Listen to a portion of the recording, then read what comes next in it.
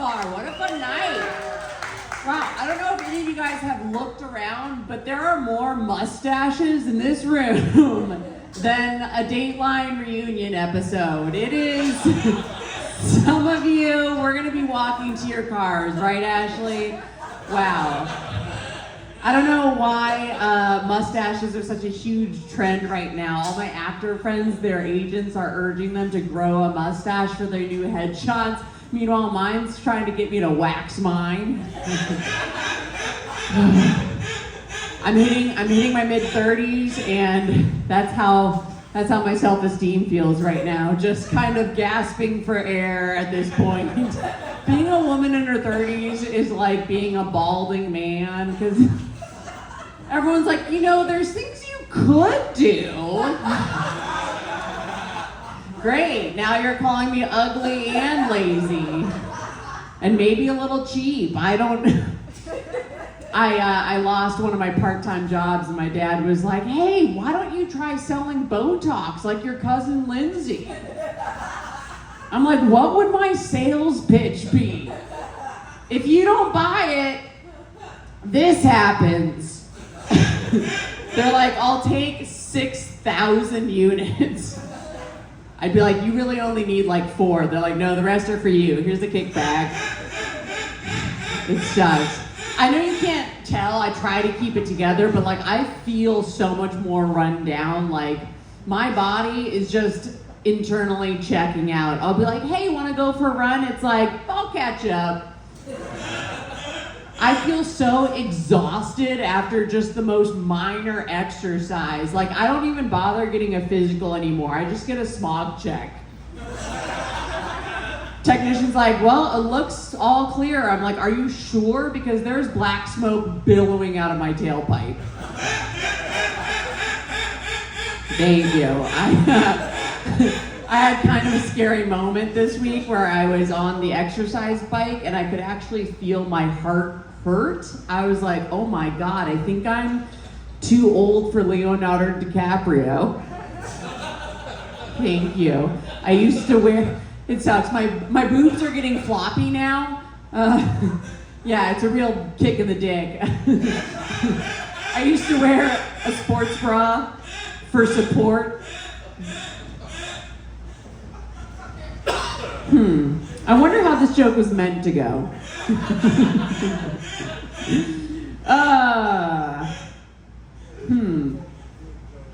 I write down like 3 words that stand in place of the joke, and sometimes I can't figure out what it was supposed to be, and I feel a little bit like my boyfriend trying to read a sticky note on the fridge that I've written him.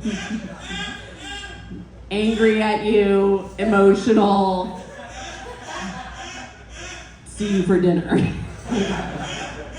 I do need a lot more support than I used to, emotionally. That was it!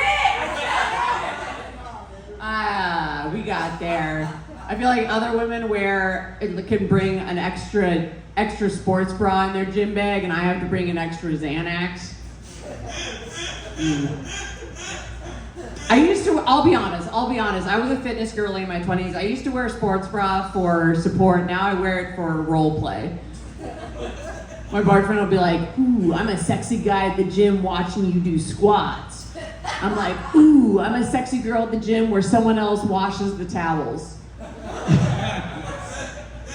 I'm sad that my body's going to pieces a little bit. My dad is even more sad because he's still trying to pressure me to have babies. He thinks that is the main thing a woman should do with her body, have babies. I feel like women's bodies are kind of like an iPhone. Every generation can do more than the last, but my dad is still obsessed with it doing the one thing it was originally designed for. Receiving unwanted dick. He's like, call me old-fashioned, you know? I know this generation has a lot more options, but I guess I just really miss the days when it couldn't leave the home. Hell, it couldn't even leave the kitchen before the 80s. He's the type of guy who, like the iPhone, my dad doesn't really have interest in learning how a woman's body works. He's like, oh, I just mash a few buttons and sometimes it accidentally turns itself on. I feel like it's important. Thank you.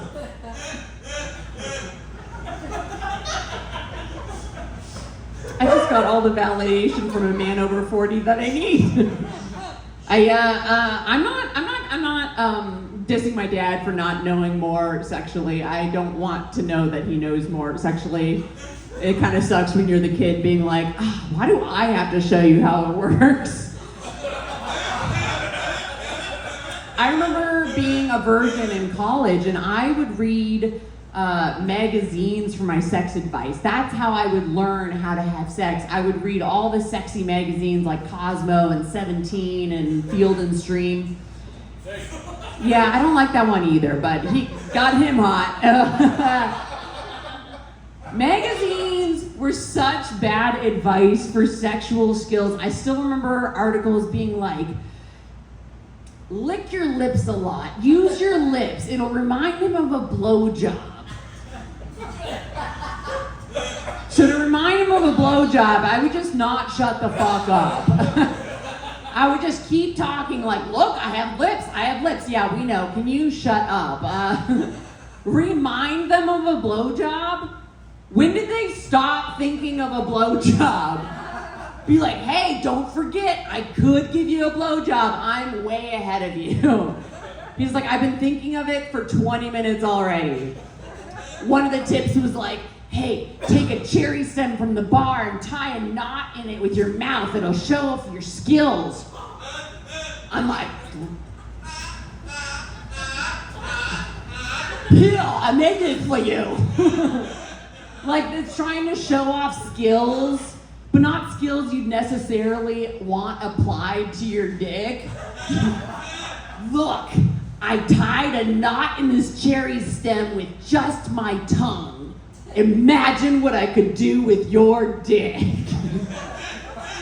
I had to find a better teacher, because imagine how untempting that had to be, that every man wants a blowjob, and is still like, yeah, no thanks. No thanks. I did not have to give a single blowjob in college. If you're too young to remember, magazines were kind of like WebMD for sex life. All the professionals are like, this is garbage information, just so you know. My favorite tip was taking your thong while you're on top of him and tying your hair up with it like a scrunchie. They were like, yeah, it's gonna make him so impressed with your ingenuity. And that shows how inexperienced I was, that I was like, that makes sense. Using your thong as a scrunchie for a teenage boy who doesn't know what a scrunchie is, he doesn't even know where a clit is yet. I could be like, quick, where's my scrunchie? He's like, inside and up a little bit. He's never worn a scrunchie. I could wrap it around his dick. He'd be like, boy, this condom's a little tight. I think it's got a hole in it. That was millennial generation's first sexual experience. Hey, do we need lube? I think I got some lip smackers. Side note, if you are wearing a thong and a scrunchie at the same time, you are either too young or way too old to be having sex with a college kid. If you're like, I gotta hold my hair back so I can put on my night cream. You're about to go down on him like, hold my retainer. You're either 14 or 40. I'm sorry, Zach. I just really want to try this last one. Yeah, this is my feminist note. Sorry, guys, at the bar. No, some of you might love this. This is for us, ladies. I feel like the real experience of being a teenage girl is wearing a thong and a scrunchie at the same time. Because you're exploring your sexuality before you even know how to read a map. I ran into a girl wandering the streets of North Hollywood this week in stilettos and the whoriest outfit on her way to a party that I'm not sure she ever made it to. I'm like, can I help you? Is your phone dead? She shows me she has her Maps app and can't read it. I'm like, oh, there's no way you'd be able to follow the directions on a condom wrapper. I think parents need to be doing a better job. Instead of the birds and the bees, sit them down like, all right, I gotta tell you about East and West. There's a TV show I love where this 12-year-old girl, or a girl playing a 12-year-old, already has her lips filled. She has her lips filled. I was like, what? You already have dick-sucking lips? When I was your age, I didn't even have self-esteem.